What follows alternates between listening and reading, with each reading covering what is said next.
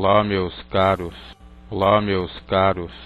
estamos aqui para mais um momento da pregação, seguindo a série de pregações do livro de Provérbios.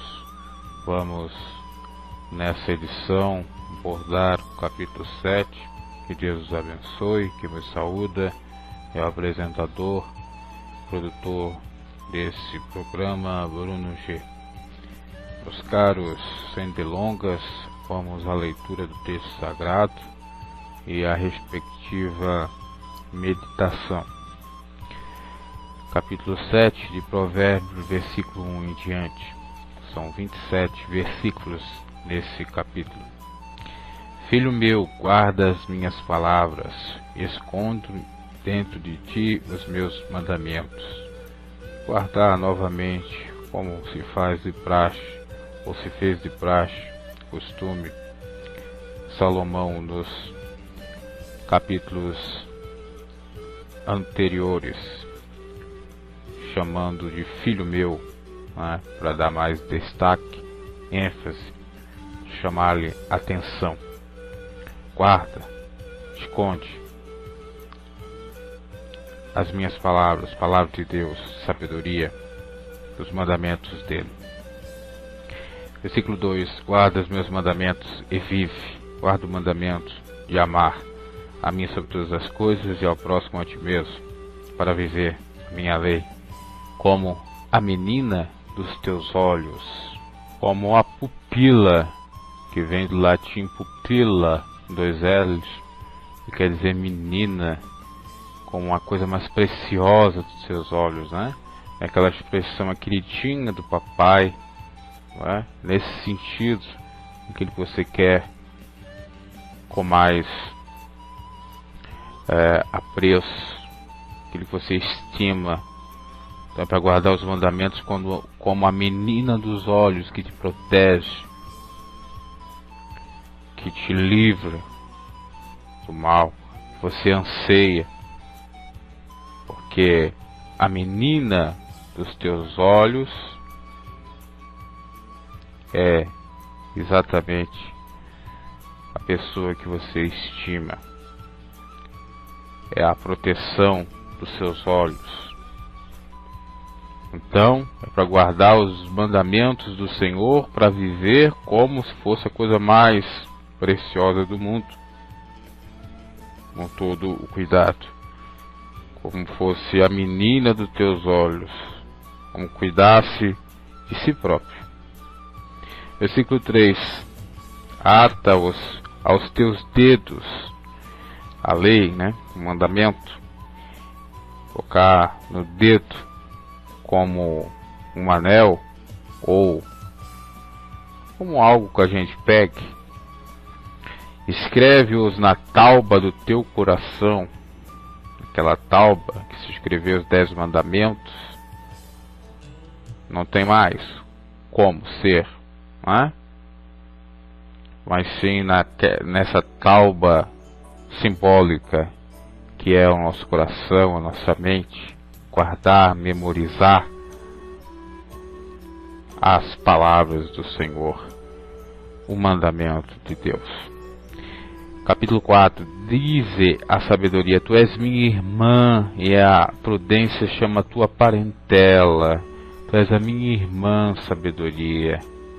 Sofia, tu és a irmã, nossa irmã, já que a nossa família é a prudência. Prudente como uma pomba simples, aliás, como uma pomba, prudente como uma serpente. Então, nossa família é uma serpente prudente. Sabedoria é a nossa irmã, para que, melhor dizendo, para te guardarem da mulher alheia, da mulher do próximo, do outro, da estranha, de outros povos, de outras terras,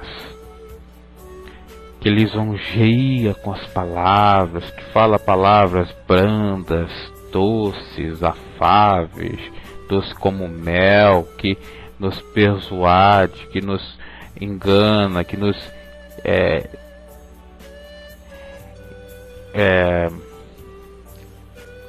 agora não vem nem a palavra, nos ludibria, ludibreia, não sei se é exatamente a expressão, ou seja, nos amolece, nos ilude, nos amolece por mal e nos ilude. Porque da janela da minha casa, por minhas grades, olho eu. 6, 7. Vi entre os simples, descobri entre os jovens um mancebo falto de juízo. 8. Que passava pela rua junto à sua esquina e que seguiu o caminho da sua casa. No crepúsculo. 9. À tarde do dia, na escuridão e as trevas da noite. 10 vezes que uma mulher lhe saiu ao encontro com efeitos de prostituta e astuto coração. Esta alvoroçadora e contenciosa não paravam em casa os seus pés. Ora pelas ruas, ora pelas praças, versículo 12, espreitando por todos os cantos. 13. Aproximou-se dele e o beijou, esforçou seu rosto e disse-lhe: sacrifícios pacíficos tenho comigo, hoje paguei os meus votos. Por isso saí ao teu encontro a buscar diligentemente a tua face e te achei. 16. Já cobri a minha cama com cobertas de tapeçaria, com obras levadas ou lavradas, com fino linho, com linho fino do Egito. Já perfumei o meu leito com mirra, aloés e canela. Vem, saciemo-nos de amores até pela manhã. Alegremo-nos com amores, porque o marido não está em casa e foi fazer uma jornada ao longe. Um sactel de dinheiro levou na sua mão. Só no dia marcado voltará a casa. Aqui possivelmente Salomão está descrevendo um episódio real que ele estava vendo da sua casa. Exatamente isso. Se foi uma parábola, também pouco importa, porque o que ele fala aqui, a essência da mensagem, a moral da história é o que importa. A moça rameira, meretriz, seduzindo o pobre mancebo rapaz a copular com ela. E aqui veja que essa moça, que ele até chamou ela de prostituta, com efeitos de prostitutas, ou de prostituta no versículo 10, é uma mulher casada, não é uma mulher de bordel, não é uma mulher de cabaré, é uma mulher santa, entre aspas, uma mulher de família, bem família, nós estamos vendo aqui que ela é. Quer dizer, o marido está longe, ela é fogosa, está com vontade, não tem, chamar um cavaleiro para suprir os seus desejos, suas ânsias, enquanto o seu marido não pode fazer pelo fato da distância que impede, do seu trabalho. Quantas situações dessas ocorrem no cotidiano, Quantas mulheres aí bem assanhadinhas, fogosas, que fazem esse tipo de, eu diria até mesmo a palavra chula, de sacanagem com seu marido, com a sua própria vida, e sendo hipócrita, porque jurou fidelidade ao marido no altar, assim como ele, e não cumpre. E falo ainda, principalmente para pessoas que são cristãs, mas que têm uma mentalidade pior do que os ímpios. Como Jesus disse Olha, filhos das trevas são mais prudentes que os da luz. Né? Então, segue o versículo 20 falando, né? Um saquetel. Saquetel aqui quer dizer um saco de dinheiro. Levou na sua mão, só no dia marcado voltará. 21. Seduzindo-o com a multidão das suas palavras, com as lisonjas dos seus lábios, ou persuadiu. E 22. Ele segue logo, como um boi que vai ao mastigo das prisões.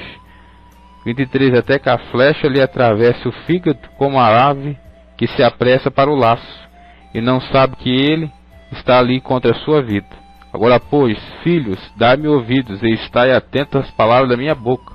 Não se desvie para os seus caminhos o teu coração, e nem andes perdido nas suas veredas. 25. 26. Porque há muitos feridos derribou, e são muitíssimos os que por ela foram mortos. Caminhos de sepultura é a sua casa, os quais desce às câmaras da morte. Tomamos cuidado. Aqui nesse capítulo nós vemos a recomendação, né, de Salomão para nós desviarmos da mulher adúltera, e para nós, obviamente, interpretarmos aqui de modo espiritual, simbólico, a igreja que é adúltera, que não é uma virgem santa, pura, imaculada, irrepreensível, que Jesus falou. Nós temos que guardar o mandamento de Deus, porque se nós queremos bênção, vida eterna, assim é necessário fazer. Tudo com ordem, tudo com decência, tudo com consentimento, tudo com amor. Se a mulher não vai aguentar estar com o marido fora, por que ela não acompanha o seu marido? Se o marido não vai aguentar ficar fora sem a sua mulher, por que ele não leva ela? Ou diga, mas o patrão não vai pagar a despesa dela? Então pague, dá algum jeito. Ou senão se sacrifique. Se sacrifique. Porque senão o propósito do amor aqui, obviamente, que está totalmente deixado de lado. Aí tem aqueles que dizem, não, agora nós estamos pertencendo à família do prazer, a família eudemonista, se não me engano é essa a expressão. Vamos ver se nós encontramos aqui a expressão exatamente, né? Para falarmos um pouquinho dela, desse assunto. Exatamente, eudemonista ou eudemonismo. Não tem nada a ver com o capeta, mas sim é uma doutrina que admite ser a felicidade individual ou coletiva o fundamento da conduta humana, moral que são moralmente boas as condutas que levam à felicidade. Veja só, é tudo em nome da tal felicidade. Se você é feliz com várias parceiras, sendo um bígamo, então é permitida a bigamia. Se você é feliz cometendo incestos, então é permitido o incesto, o coito entre pessoas da mesma família, entre irmãos, entre pai e filhas, entre filho e mãe e vice-versa. Se você é feliz com as esbórnias, com os bacanais, com as orgias, então façamos isso. Se você é feliz se abdicando de tudo isso, se abstendo, vivendo uma vida abnegada, então assim faça. Essa corrente doutrinária. E também em direito nós temos a família eudemonista, voltada para os prazeres, que nessa situação que Salomão aqui descreve é aceitável. Por exemplo, o marido perdoa, aceita, até incentiva a esposa, quando ele está ausente, a encontrar um parceiro para satisfazer sexualmente. Do mesmo modo, a mulher não se importa com o marido, se ele tiver outras amantes, se ele tiver outras amigas, se ele tiver alguém para fazer coito quando estiver fora. E assim continuam unidos no matrimônio. E eu pergunto, isso à luz da palavra de Deus é certo? Apesar de ter um acordo, apesar de ter conveniência, aliás, está convencionado, apesar de estar convencionado entre as partes, acordado, com a anuência de ambos, com a concordância, será que isso é certo? Porque a Bíblia não deixa claro a respeito dessa questão. Nova, mas não tão nova assim. A Bíblia fala de amor, a Bíblia fala de amor não interesseiro, a Bíblia fala de tudo sofrer, tudo suportar, de verdade não de justiça, de reciprocidade. Fala do matrimônio uno, que seja um casamento monogâmico, sem incestos. Isso dá para entender claramente nas leis, em Levítico. Também sem adultério, não adulterarás, é o mandamento, né? Mas, e aí a pergunta? É adultério quando a pessoa não quer que seja adúltera? Mas se a pessoa concorda, e aí como é que fica? Será que seria pecado? Porque já não é mais ofensa para a pessoa, o cônjuge? À luz da palavra de Deus, pode não ter uma clareza acerca disso. Pode até mesmo dar uma certa margem para esse, entre aspas, pecado ou desejo de felicidade por meio dessa prática. Fato é que o propósito de Deus é um casamento monogâmico para procriação, para prazer também e para respeito mútuo. Mas a Bíblia fala que pela dureza dos corações se possibilitou o divórcio na lei de Moisés. Os homens poderiam, os reis, casar com várias mulheres, desde que essa mulher não fosse já compromissada ou casada. Isso no Antigo Testamento você percebe isso. Como é que fica? Isso que está fazendo hoje não seria a mesma coisa? Nós vemos em Jesus que aquele que casa com a adúltera é adúltero e vice-versa. Por mais que não seja adultério ou que não haja ofensa, para Deus continua sendo pecado. Porque, veja só, se fosse para Deus aceitar, Ele faz a alusão através dos seus servos, da igreja com Cristo e do marido com a mulher, então Deus iria aceitar todas as igrejas. Deus ia aceitar todo tipo de virgem. Não, é só uma. Mas lá na parábola das virgens parece que fala de 5 virgens loucas e outras 5 insensatas. Sim, mas elas perfazem uma igreja. Paulo fala da igreja como uma só, com um mistério, exatamente, entre Cristo e a igreja, assim como, bem como marido e mulher. É uma só doutrina, uma só fé, uma só igreja, um só pastor, um só rebanho. Então não tem essa outra oportunidade. Deus não é bígamo, Deus não é adulterino. Se Deus não é assim, Ele quer que seus filhos não sejam. Mas uma escapadinha aqui e acolá. Deus perdoa sim, se você se arrepender de fato.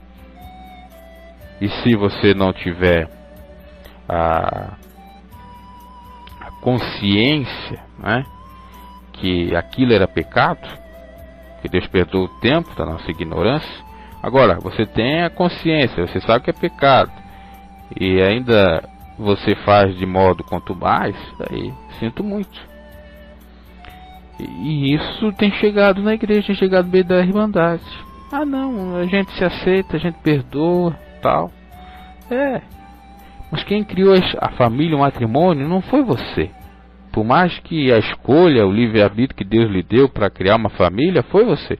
Mas o princípio maior da criação, que passa pela família, que é o amor, que é o respeito, que é a unidade, foi dado por Deus, foi criado por Deus, tudo é a partir de Deus. Quer dizer, nós não somos de nós mesmos. E outra, nós estamos aqui para ser testemunha de Deus. para amá-lo em espírito e em verdade, adorá-lo. Nós estamos aqui de modo forasteiro, estamos como peregrinos, não somos dessa terra. Então nós temos que andar em espírito como Deus o Espírito é. As obras da carne, o homem velho, tem que ser deixado de lado. Isso é carne, isso não é espírito, isso não é alma. Isso é sexo e mais sexo, nada de amor.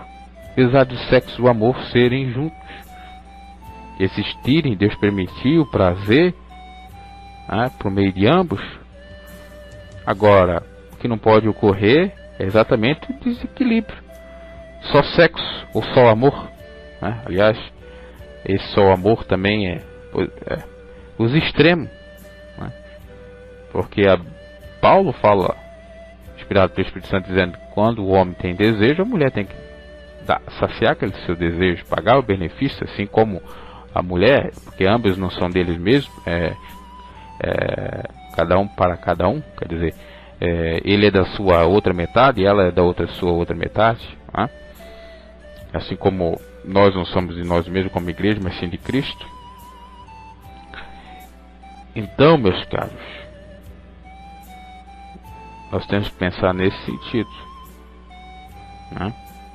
Por mais que Deus perdoa, por mais que esteja convencionado, não é aceito. À luz da palavra de Deus, eu não vejo nenhum respaldo bíblico com relação a isso. Por mais que isso possa ter durado há muito tempo, por mais que isso possa ter referência bíblica do Velho Testamento, porque Abraão tinha 2 mulheres, uma escrava e uma livre, porque os profetas no passado tinham, ok, mas o que Jesus falou foi diferente. Inclusive discípulos disseram, então não é bom nós casar. E aí entra outras questões, mas nós estamos falando aqui de adultério, Tem a questão da fornicação, tem a questão, a fornicação também pode ser considerada prostituição. Fornicação que muitos têm interpretado de um modo equivocado, por mais que se fizesse isso, estava errado também. Que é a questão de você não poder copular antes do casamento. Mas se o sujeito tem prazer, tem vontade de compromisso e de casamento futuro, o que lhe impede ele de copular antes dessa, entre aspas, legalização do casamento? O casamento na realidade já está legalizado diante de Deus, porque tudo que ligado na terra será ligado no céu, já desde do romance, já desde do ficar, já desde do namorar, do conhecer. A cúpula é só uma consequência. A cúpula não, a cópula é só uma consequência desse amor. O coito é a externação desse sentimento maravilhoso de amor. Eu estou falando aqui com pessoas, ou pelo menos quero eu crer, que têm a luz do Evangelho. Eu não estou falando com pessoas aqui que se fingem de pessoas santas, justas, que amam e assim não são. Só querem se valer desse discurso para ter o benefício do coito, realizar a sua fantasia, o seu fetiche. Não estou falando com esse tipo de pessoa, estou falando com pessoa cristã de verdade. Qual é o problema que impede ela copular antes de legalizar na lei dos homens, no cartório, o casamento? Não tem nenhum empecilho, meus caros, porque o legalizar na lei dos homens no cartório diz respeito ao patrimônio, diz respeito a um contrato simplesmente celebrado entre as partes para dividir os bens para ele, se houver a ruptura desse casamento, ou para os filhos, se tiverem.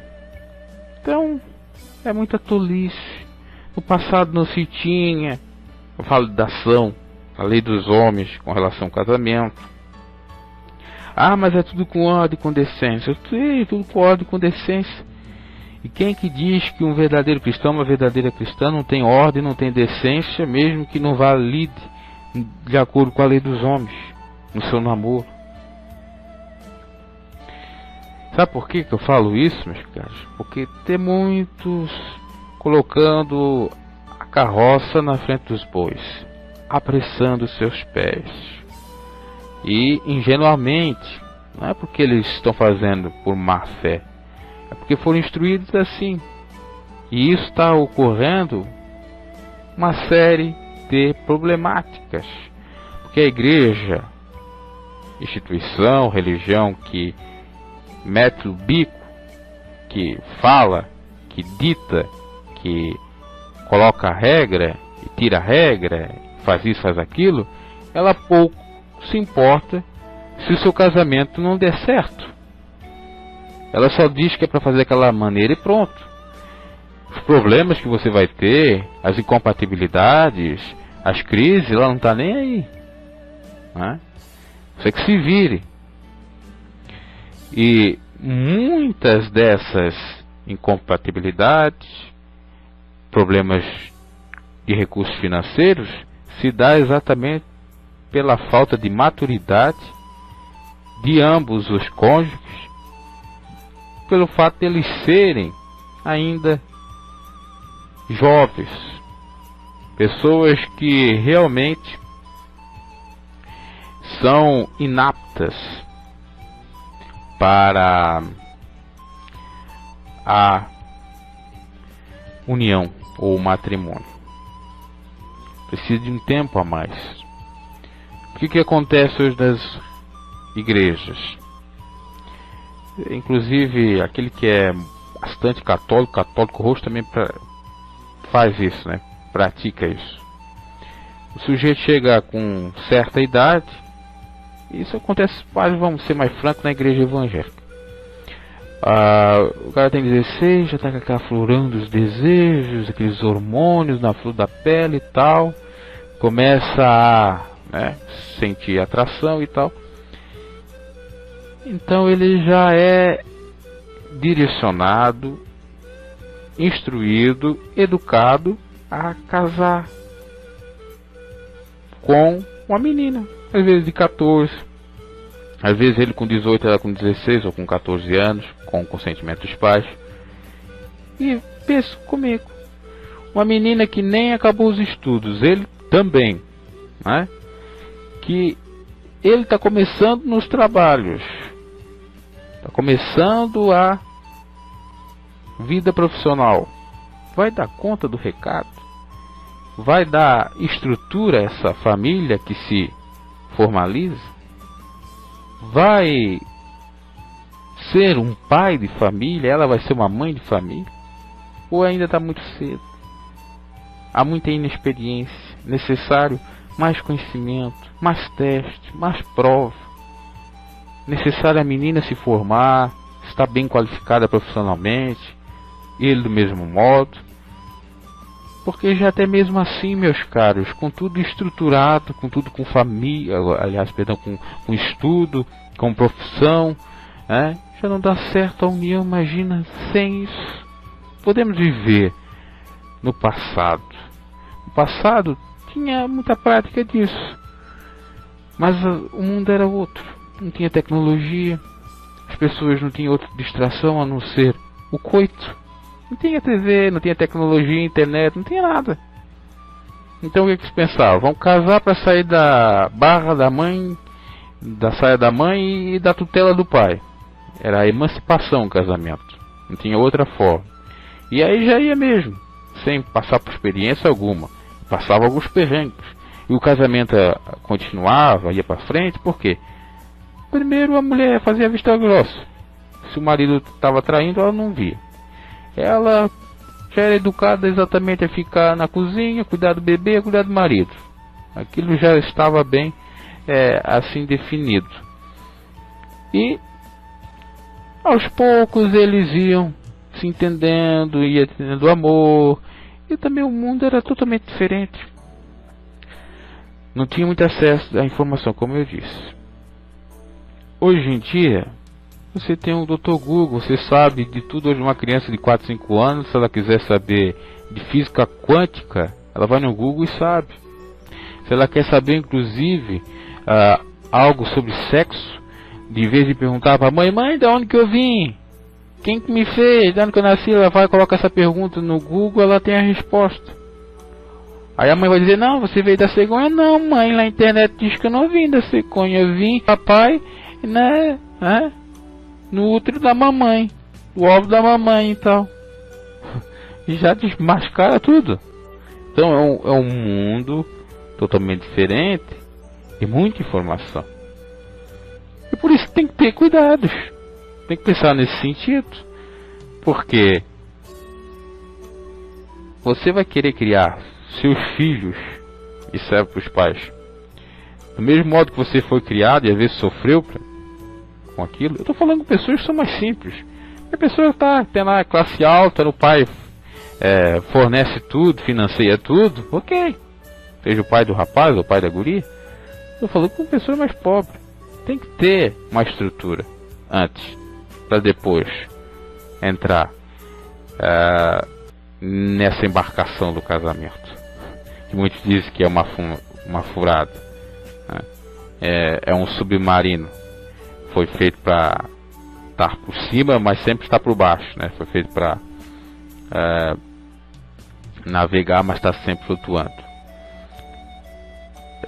Mas se for do jeito que era outrora, vai ser mesmo.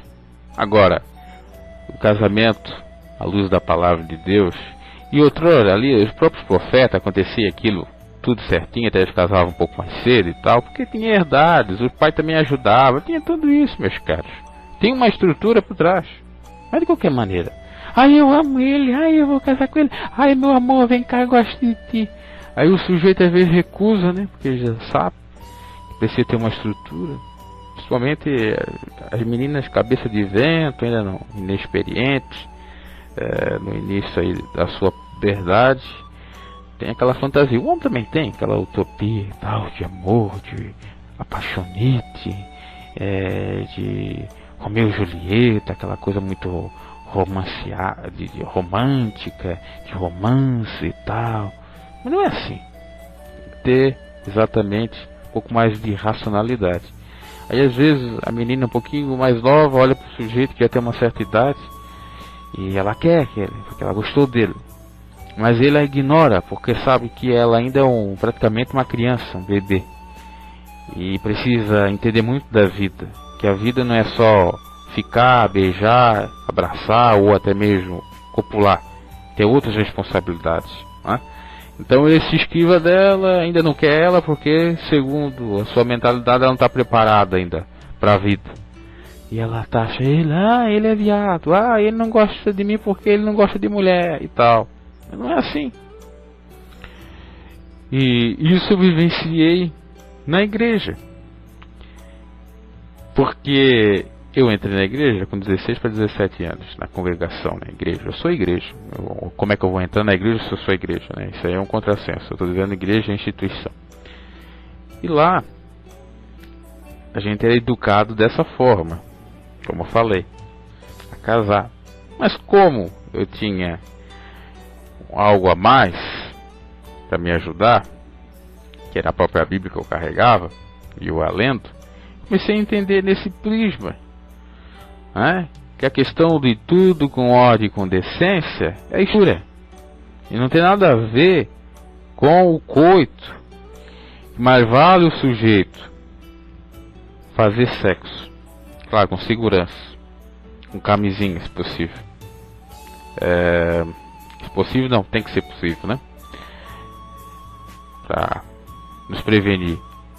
E ficar namorando e só casar quando de fato estiver tudo encaminhado, quer dizer, está tudo estável, é o mais coerente do que o sujeito casar hoje e separar amanhã, do que o sujeito casar hoje e passar privações de pães. Comecei a pensar nesse sentido. E aí eu recusei uma menina, recusei outra, porque eu estava pensando assim. Ela queria casamento como? Eu disse, meu Deus, como é que essa guria vai pensar que eu querer casamento? E eu até di umas indiretas, não quis.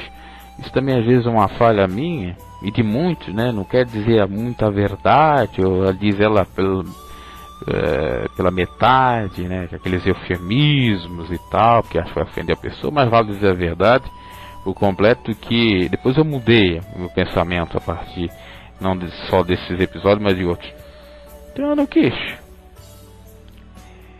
E ela homossexual, ou que tinha algum problema e tal. Eu expliquei, ficou pensando e tal. O fato é que ela, depois de um tempo, uns 2, 3 anos, ela casou com o sujeito até era um pouquinho bem de vida, mas mesmo assim o casamento deles passou por um fio, já separaram, já voltaram, já soube notícias e tal. Então imagina eu naquela época, dessa forma, ia passar o mesmo perrengue. Por isso que o cara tem que ter consciência de tudo. Aí fica, não, porque na Bíblia não.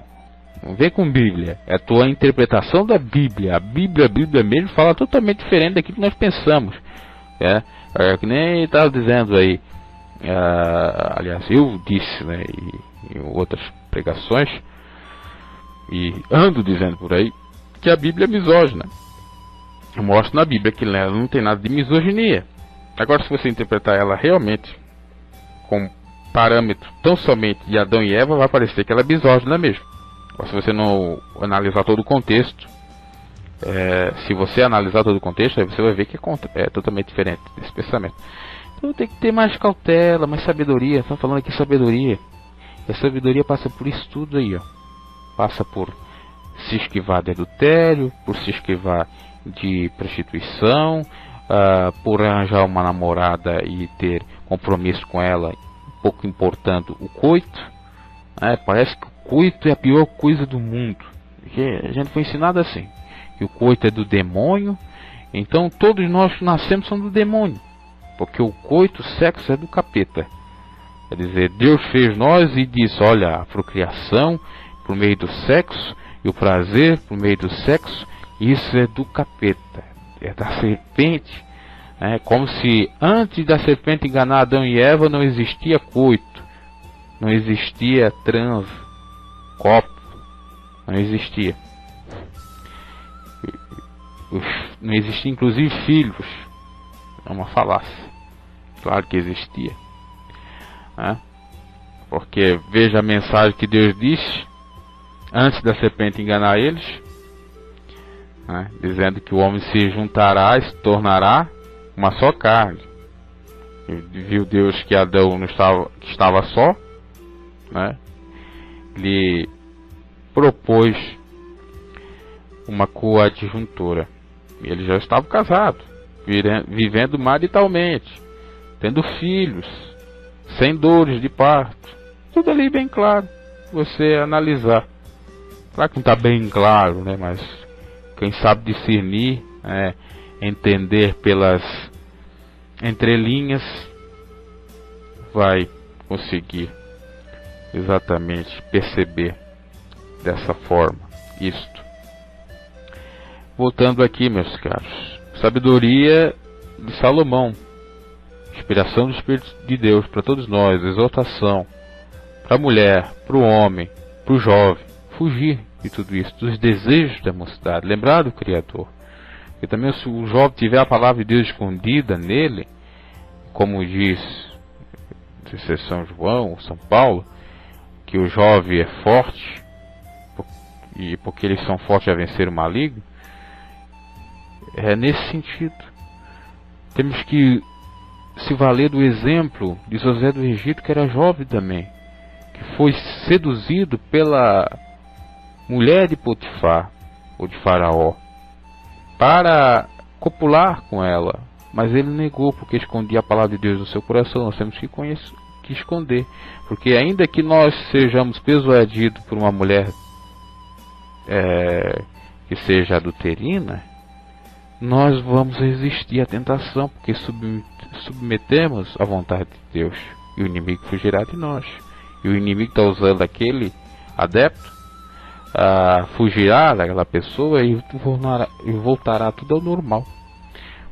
Como diz o ditado, quando um não quer, dois não faz. A Bíblia fala em Amós que como poderão andar dois juntos se não tiverem de pleno acordo? Quando o sujeito adultera,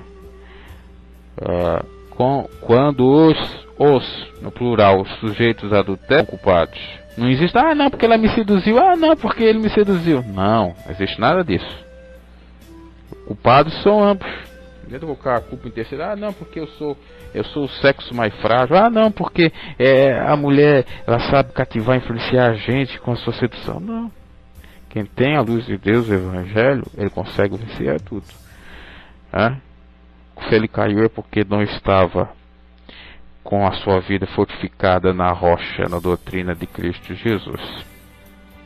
Tá, então para finalizar essa mensagem, que vai ser bem pequena mesmo, em poucos minutos, nós estamos com um pouco mais de meia hora, né? Nós vamos encerrar a mensagem. Que fique claro aí, para nós ouvirmos a vontade de Deus, para fazer e guardar, né, para se esquivar desses pecados, para quando formos atentados, nós, em nome de Jesus, repreender e vencer, assim como Jesus venceu a tentação de Satanás. Paulo chega a dizer que não vem sobre nós nenhuma tentação que não seja humana. Se é humana, nós podemos vencer, não é de uma tentação espiritual, apesar do espírito imundo estar trabalhando, está rugindo como um leão, procurando que possa estragar Satanás e seus adeptos, mas em Cristo nós podemos vencer. Com relação ao adultério, vamos se precaver, é difícil, e também há exceção à regra com relação ao adultério. Eu falei de prostituição, o sujeito que se prostitui, um dos cônjuges que se prostitui, o outro possivelmente pode separar e também casar, que seria a morte do amor, a morte da ligação com ele, porque como que o sujeito pode aturar um promíscuo, um prostituta de eterno? Não tem como. Isso é desumano, é indivino. Não existe expressão, estou falando. Não tem como aceitar. Você está servindo a um jugo desigual, a um fardo pesado. Do mesmo modo, quando um dos cônjuges abandona o outro, não quero saber.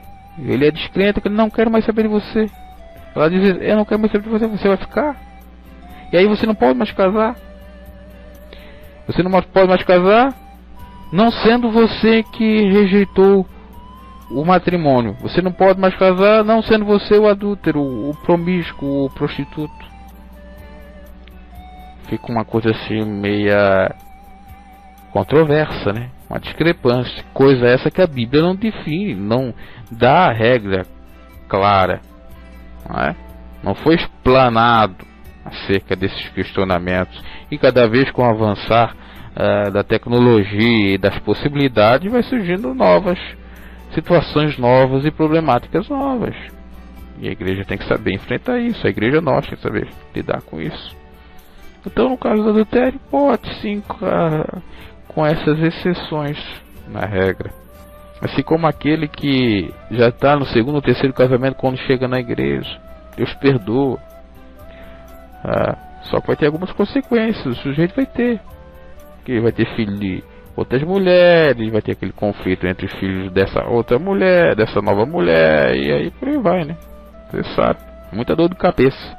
Por isso que eu defendo que o jovem, isso acontece exatamente por conta da falta de sabedoria do jovem, tanto crente como não crente. Aliás, até muitos não crentes, entre aspas, esse não crente também não existe. Eu estava até falando com um amigo meu que o termo crente, ele é maléfico e tem uma conotação pejorativa, porque o que nós vemos que quem é crente de fato é Satanás. Ele é crente de fato, que ele crê, estremece, mas não obedece. O crente é esse, né, que só crê. Inclusive os ateus, os céticos crêem, eles crêem na existência, aliás, na não existência de um Deus. Enquanto que o cristão crê, e esse é o termo certo a ser empregado, o cristão crê na existência do Divino Espírito Santo, e que é necessário aceitar o Deus Filho para ter o Pai, aceitar Jesus. Então, até os que não são cristãos, eles são até mais prudentes. E os que são cristãos, que têm a palavra de Deus, o manual, a Bíblia, a bússola ali, eles distorcem, entendem. A exceção à regra, querem interpretar tudo ao pé da letra, literalmente não é bem assim, por isso que surge uma série de problemáticas na igreja, na congregação, na irmandade e tal. Então por isso que eu sou adepto, sou a favor dessa doutrina. É uma doutrina mais humanista. Você pode dar o nome que quiser. O fato é que à luz da palavra de Deus eu entendo dessa forma. Se Jesus estivesse aqui, com certeza. Qual é o problema? Agora existe problema sim quando o sujeito é promíscuo, não leva a sério, não tem sentimento, não tem amor, só quer copular por copular e tal. Aí sim. Porque o sujeito vai casar com 18, 20 anos, daqui a 20, 30 anos, 20 e poucos anos, 30 anos, ele está separado, ele já está enjoado. Mas outrora se durava muito tempo o casamento, claro, durava. Mas já disse, era totalmente diferente dos tempos atuais. E é pra gente renovar, não se conformar com o mundo, renovar, tá? O mundo muda, a palavra de Deus não muda, é imutável, é claro. Mas tem coisas, tem aplicações de Deus que mudam. Isso nós vimos na história. Outrora era a dispensação da lei, agora nós estamos na dispensação da graça. Já houve uma diferença, houve uma mudança, não houve? Então, temos que pensar nesse sentido. Que Deus, na sua essência, não muda. Mas a sua aparência, ou seu modo de manifestar, em variadas situações ou contextos, muda sim. Mudou. Deus primeiro falava com Adão e Eva onde? No paraíso. Ele mesmo, tete a tete, face a face.